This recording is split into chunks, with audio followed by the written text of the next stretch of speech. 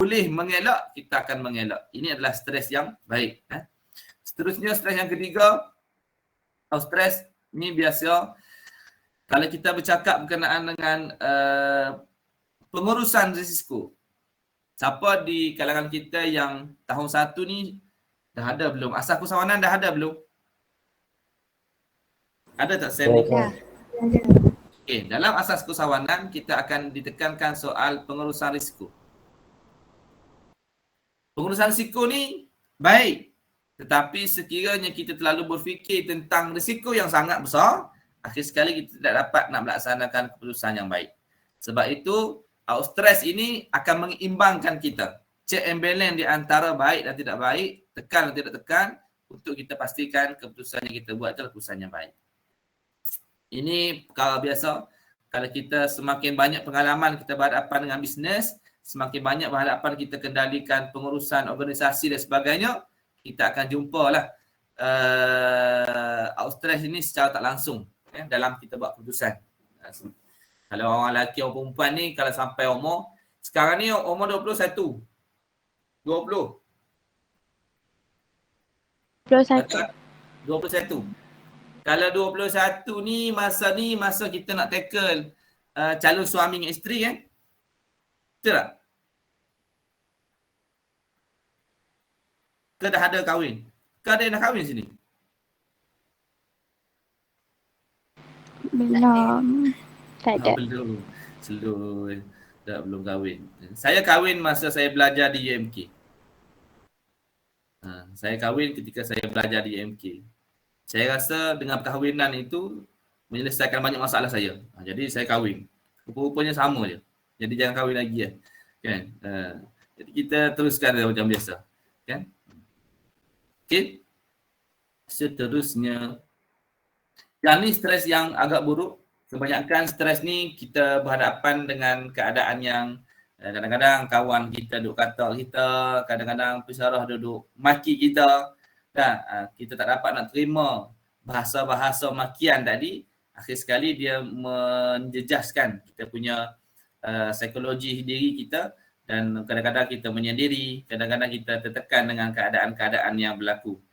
Ada juga di kalangan kita yang ada masalah keuangan, dia pun tak nak cerita pun masalah tu kita, jadi mereka tadi akan jadi yang stres. Ni antara kau-kau biasalah. Dan benda tu pun juga berlaku. Dan yang kelima adalah ini tekanan yang paling dahsyat. Mungkin kebarang kalian dia boleh bunuh diri dan sebagainya. Jadi keadaan ini yang membuatkan kita bimbang. Kita ni di peringkat stres yang mana? Kalau kita sampai peringkat hypostress, maka kita nak kena kurangkan. Jadi distress internal. Kalau kita ada distress internal, kita nak kurangkan. Sampailah kita sampai ke peringkat sama ada stres yang baik ataupun stres akut. Itu antara stres-stres yang ada. Jadi kita cuba kita tengok dalam diri kita, kita ni punya stres sampai ke mana. Okey? Boleh yang selepas itu, kita nak masuk kepada step yang kedua. Kita nak tengok, kita nak tinggal lah dunia stres ni. Kita nak tengok bagaimana kita nak berhadapan, nak berjalan keluar daripada dunia stres. Kan? Sebab stres ni kalau kita bincang banyak-banyak pun dia akan jadi stres. Makin stres. Sebab stres ni satu knowledge yang sangat mendalam mengenai psikologi. Dia dalam bangun bahasa-bahasa yang berat. Kan? Benda tu berlaku dalam diri kita dan kita boleh adapt sendiri insya-Allah. Kan? Kemudian kita nak keluar kepada stres, kita nak bincang berkenaan dengan bagaimana kita nak kendalikan diri kita, bagaimana kita nak memastikan kita boleh berhadapan dalam keadaan yang baik, dalam suasana yang elok bila kita berhadapan dengan tekanan-tekanan yang berlaku di sekitaran kita. Baik, kita pergi pada seterusnya. Setiap daripada apa yang ada yang berlaku dalam kehidupan kita, pastikan yang pertama kita kena berfikir dalam kerangka yang besar. Berfikir dalam kerangka yang besar.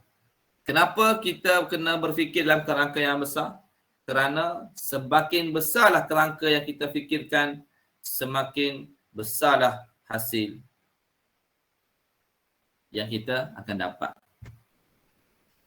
No? Itu antara apa. Jadi ada 4 item, 4 macam mana kita nak pastikan kita boleh berfikir dalam kerangka yang besar. Saya bagi contoh lah sebelum saya nak kongsikan 4 ni. Kadang-kadang kan, ni rata-rata daripada peserta ni daripada fakulti yang sama ataupun bidang yang berbeza. Beza je. Beza. Ada daripada jeli, ada daripada FCKW, ada daripada Fakulti yang berbeza. Tapi kita masih lagi UMK Kota macam tu. Okey, semua sekali ni Ah, adalah kota Pangkalan Cepa. ya Tapi betul. fakulti yang berbeza. Okey, baik. Ya Jadi betul. semua ni student business lah. Kan? Ya, betul. Betul. Okey, baik. Senang bahasa bila kita cakap dalam dunia bisnes ni.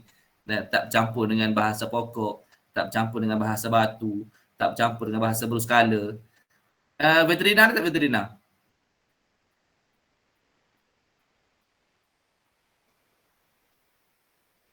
Ada student veterinar tak?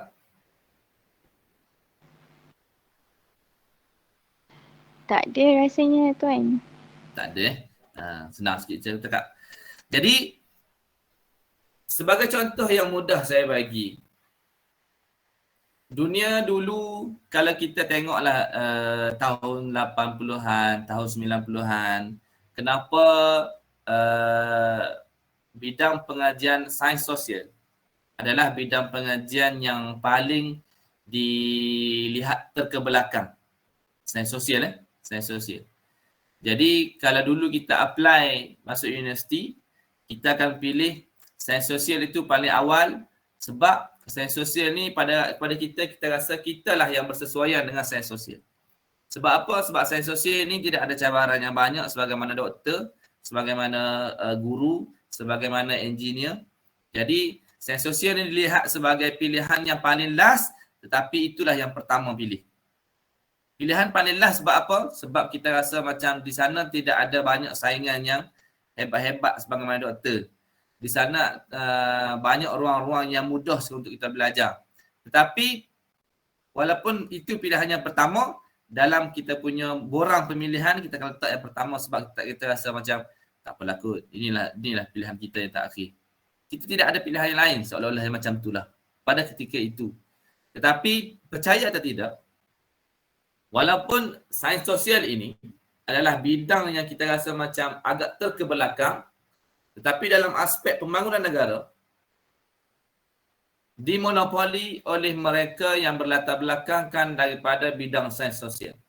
Contohnya polisi-polisi mereka yang berada di Malaysia. Kebanyakan daripada Perdana Menteri, daripada sains sosial. Kebanyakan daripada menteri-menteri yang mengubah sains sosial. Kebanyakan pembuat-pembuat dasar yang berada di Malaysia, kebanyakan daripada sains sosial. Berbeza dengan doktor. Doktor perubatan tak ada yang buat dasar dalam bab doktor. Nak ubah negara, doktor perubatan jarang sekali terdengar. Bahkan tak ada. Yang ada pun Dr. Mahathir seorang je lah. Kan? Pada ketika tu.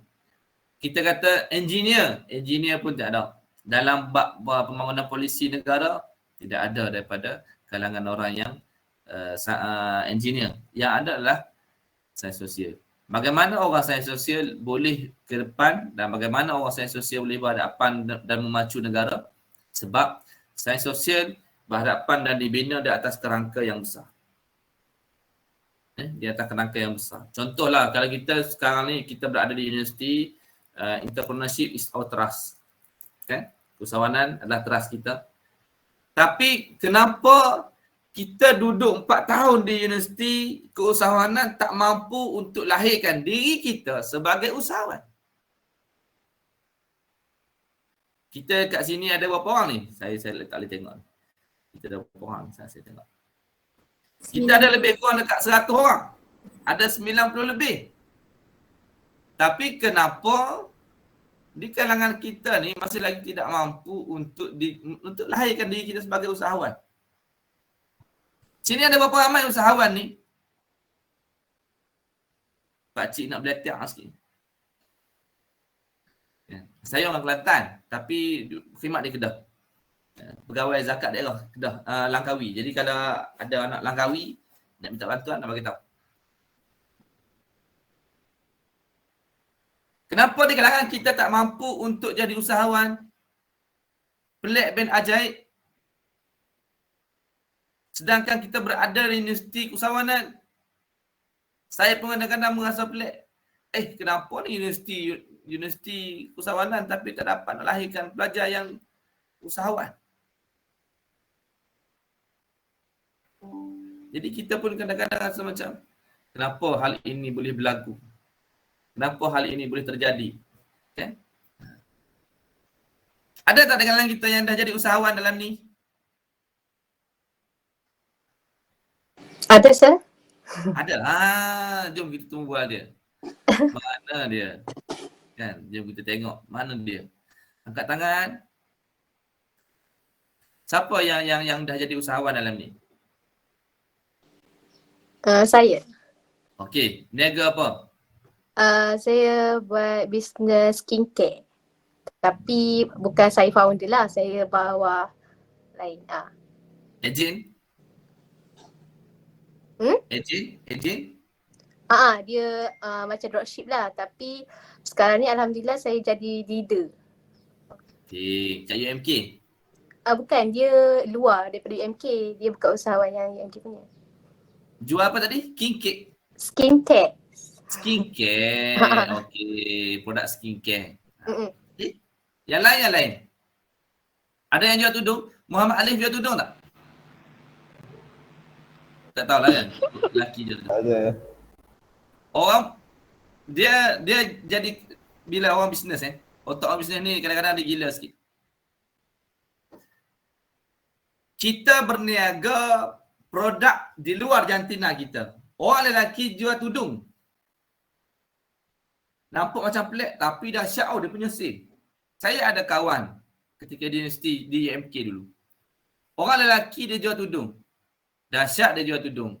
Sekali dia promote tudung, live dia banyak view. Beratus-ratus orang view. Sebab apa? Sebab dalam live dia akan peragakan tudung-tudung yang ada tu dalam macam-macam fashion. Dan dia try. Dia pakai. Ini tudung shawl. Cara ikat shawl macam ni. Dia ajar tutorial. Bagaimana orang lelaki mengajar pakai tudung shawl. Kita pun pelik. Saya pun tak aktifkan shawl. 2 jam saya pakai shawl tak jadi. Pusing-pusing cabut. Pusing-pusing cabut. Dalam sekali bakar api. Kan? Dulu saya punya, ni stres tengok tau. Awal-awal kahwin dulu, saya kenal isteri saya ni pakai shawl. Saya pun bila dah kahwin, saya tahu, rupa-rupanya orang perempuan ni memang lambat sungguh lah. Ingat bukan mitos lah. Bukan legenda, bukan mitos. Memang orang perempuan lambat. Kan? Dulu saya cuba bersangka baik lah. Kadang-kadang orang perempuan ni kadang-kadang payah kan. Tapi masa tu tak ada anak apa lagi. Tapi lama ya Allah. Memang lama sungguh. Dengan tudungnya nak pubuh make up lagi. Dia pakai tudung. Jadi saya fikir macam mana aku nak memahami perempuan. Saya pun cubalah curi-curi belajar pakai tudung daripada dia. Pakai shawl. Saya pun sarunglah shawl tu. Cari. Punya payah shawl ni. Dia punya pusing, dia punya pakai pin. Pin pun nak kena letak kat mulut, nak kena selit kat pipi, nak kena selit atas kepala. Saya kata, ya Allah. Saya pun fikir, sebagai orang bisnes, saya pun fikir, macam mana selesaikan masalah lambat ni. Jadi, saya pun cuba cari shawl yang instan. Instan. Apa-apalah. Lebih kurang tu lah. Saya pun tak kerti nak sebut. Dan bukan pakaian saya. Saya pun carilah shawl yang sarung tu. Bila dia sarung, dia pusing sikit tahu, dia pun pin. Rupa-rupanya ada teknologi yang mudah sebegitu. Saya punya ayah pakai shawl 2 jam.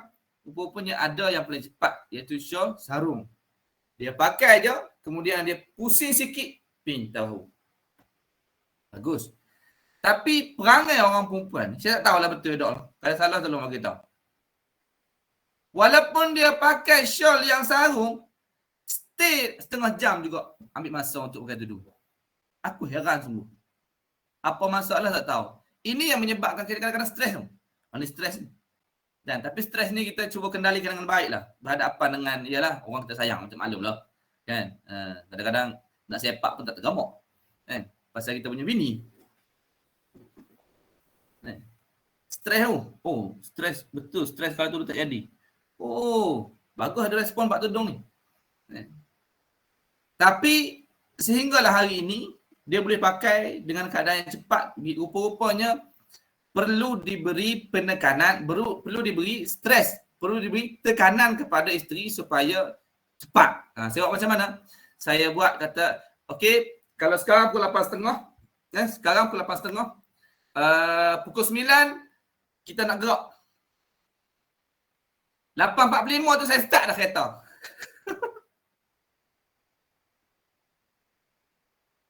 Jadi, saya start kereta, saya akan go stand, saya akan reverse jauh-jauh daripada pagar supaya dia boleh berjalan. Jadi, bila makin stres, bila lama kelamaan, dia merasakan dia tak boleh ditinggal jauh ke belakang. Daripada aku berjalan jauh, nak kena keluar pagar dan sebagainya, jadi aku pakailah cepat-cepat. Bubuhlah make up cepat-cepat. Boleh ubah sebenarnya. Dan hari ni Alhamdulillah pakai tudung tak lama pun. Nak pakai sambil berjalan pun boleh. Tak perlu duduk depan cermin. Sambung siap dalam kereta. Jahanam habis. Tu orang perempuan. Tapi orang lelaki tak ada masalah. Orang lelaki, kita tak ada masalah orang lelaki no. And Muhammad Alif, kalau nak pakai tudung juga tu jaga-jagalah. Jadi balik kita punya cerita. Yang pertama sekali, kita nak kena kenal siapa kita sekarang ni. Kita punya kelemahan, kita punya kekurangan kita nak kena tengok apa yang kita sebut sebagai kita nak kena kenal kita ni siapa.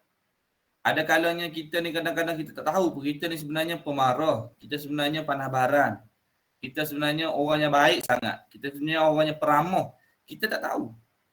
Jarang sekali kita dengar yang kita ni boleh kenal diri kita. Tapi sebenarnya kita nak kena kenal siapa diri kita. Sebab itulah, kalau kita nak pergi jauh, kalau kita nak berhadapan dengan kita siapa, kita nak kena kenal dulu. Kan? Aina Afiqah, kita ada penyakit apa Aina? Contoh, Aina ada kelebihan apa? Saya sebut nama yang ada depan ni lah, yang belakang saya tak sebut. Jangan bimbang, tukar nama tu. Aina ada apa kelebihan Aina? Maybe kalau baking. Apa? Saya minat untuk baking. Buat kek. Saya lebih minat ke situ. Kenapa suka buat kek?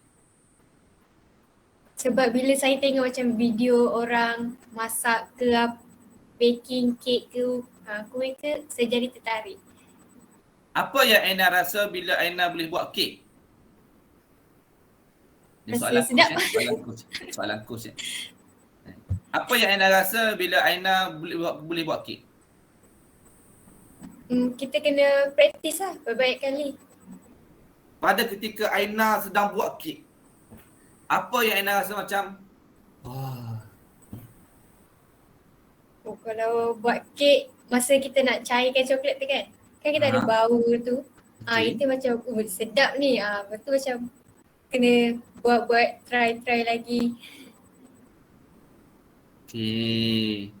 Sekarang nak buat kek, dah berapa banyak kek dah buat? Tak adalah banyak. Kalau macam ada raya ke, setiap raya memang akan selalu buat. Okay. Satu-satu kek, banyak tak modal dia? Banyaklah juga. Nak beli telur lagi, butter, koko. Berapa agak-agak modal dia untuk buat satu kek 1 kilo? Mungkin dalam 100 lebih. Oh, banyak juga modal dia Tapi harga kek kalau 1 kilo berapa? Kadang ada yang 30, 40 macam tu je. Kalau yang biasa punya lah. Okay. Jadi bila tadi sampel Aina Afiqah, kita kena pasti yang dia ni adalah seorang yang gemar buat kek. Antara kelebihan dia adalah dia menguasai ilmu kek. bagaimana dia nak cairkan, bagaimana dia dapatkan ramuan dan sebagainya. Itulah kelebihan diri dia. Kelemahan Aina bila berhadapan nak buat kek, apa dia? Kek tak jadi. Kek tak jadi tu biasa, tu proses belajar. Mahal. Rasanya barang kot. Apa? Kalau macam barang harga naik, kadang-kadang kita pergi dekat satu tempat tu barang tu ada yang tak ada, so macam kena cari kat kedai-kedai lain. Okey. So macam proses nak cari tu panjang. Okey. Bila kita berhadapan dengan kelemahan dan kelebihan diri kita, kita nak kena kenal pasti yang pertama, kelemahan dan kelebihan itu mesti dalam kawalan kita. Mesti dalam kuasa kita. Apa yang dimaksudkan dengan kawalan? Maksud dia, kalau Aina sebut harga barang tu meningkat, itu adalah di luar daripada kawalan kita. Contoh saya ambil bab belajar. Saya ambil bab belajar kan. Kita sedang belajar sekarang ni. Apa yang berada dalam kawalan kita ialah apa dalam genggaman kita. Saya ada tudung yang 2 warna sahaja. Jadi pakailah tudung yang 2 warna tu. Kenapa kita nak intai tudung yang tidak dimiliki oleh kita?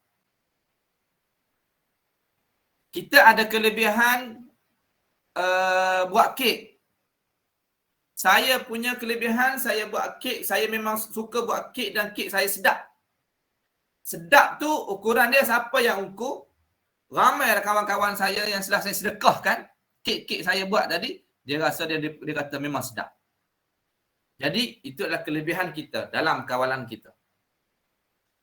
Boleh tak kalau Aina nak terjemahkan dia punya minat tadi dikomersialkan dalam perniagaan? Boleh, sebab dalam kawalan dia. Masih lagi dalam pilihan hidup dia. Dia nak jual ataupun dia nak makan untuk dia. Dalam pilihan dia. Itu adalah kawalan. Sebab itu kalau kita bercakap berkenaan dengan kelemahan dan kelebihan diri kita, mesti bercakap dalam kawalan ataupun kuasa kita sahaja. Kan? Kita nampak tudung Nurul Arabiatul warna biru gelap, cantiknya. Tapi Wani kata, aku tak ada lah tudung warna biru. Tak boleh cantik macam tu ke?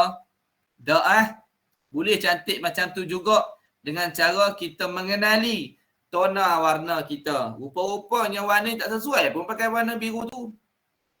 Pakai warna brown baru cantik, baru menyerlah.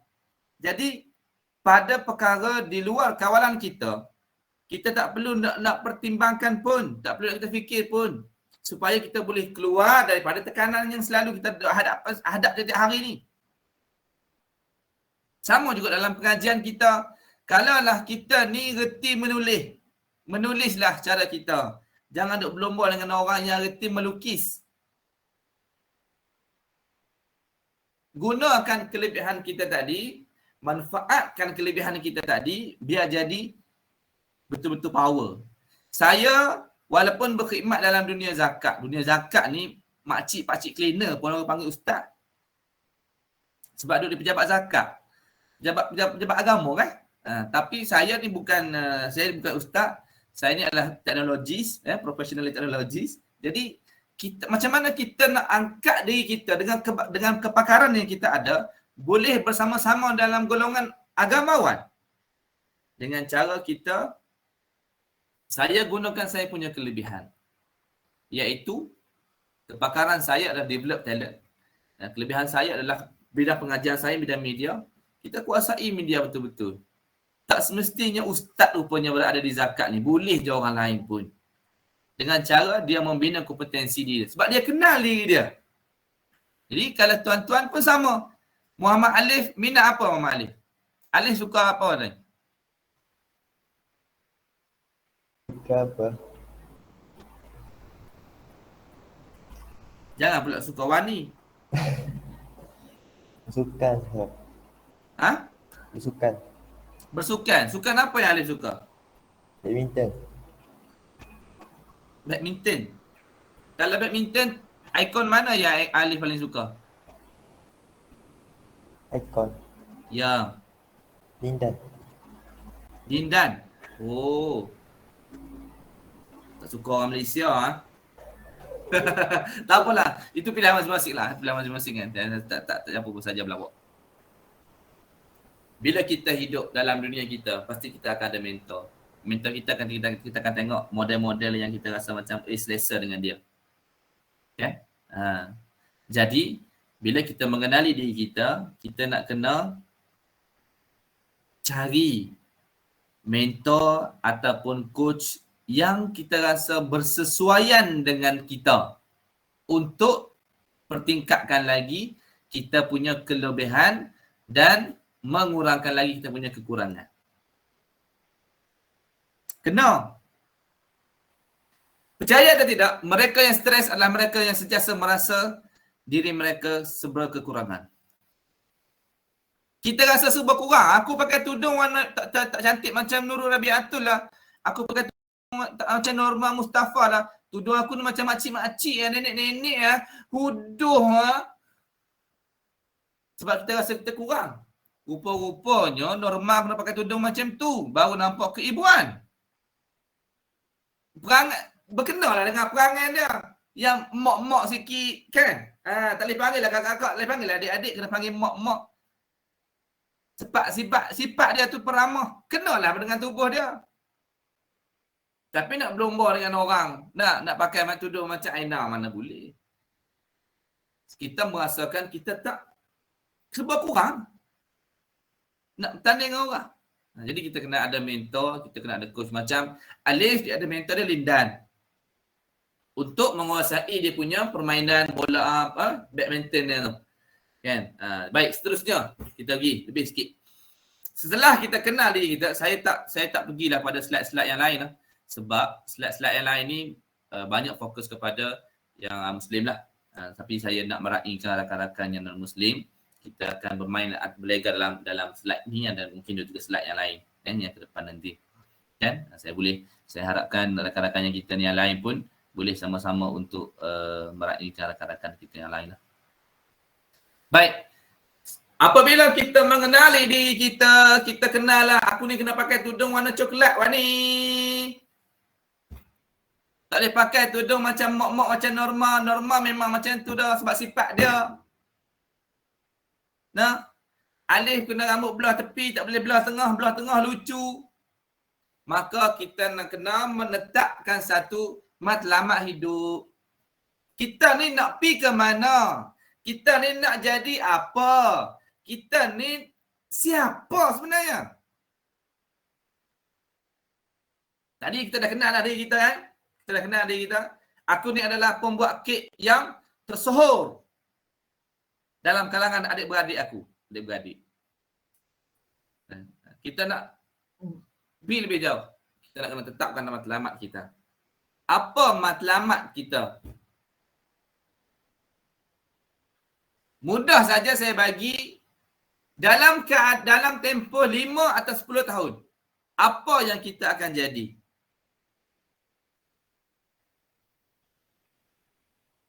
Kalau Wani dia nak jadi founder kepada skincare. Mesti saya dah belajar daripada universiti lagi. Macam mana nak jual skincare. Dalam skincare ingredient dia tu ada apa. Apa yang Mercury tak boleh pakai, apa yang boleh pakai. Kalau pakai macam ni jadi apa, kalau pakai macam ni model A jadi hantu kat limah, model B jadi kuntilanak sendang malam, model C jadi kuntilanak dan sebagainya. Kita dah menguasai dah ni. 5 atau 10 tahun lagi kita jadi founder. Kalau kek, kalau Aina jual kek, saya dah faham dah kek ni macam mana. Kecairan coklat mesti dalam suhu 300 darjah Celsius. Hancur kuali. Oven mesti dibakar tempoh setengah jam. Barulah jadi kek yang baik. Maka 5 atau 10 tahun lagi saya nak buka kedai kek. Sebab saya menguasai kek. Itu kelebihan saya. Norma kelebihan apa tak tadi?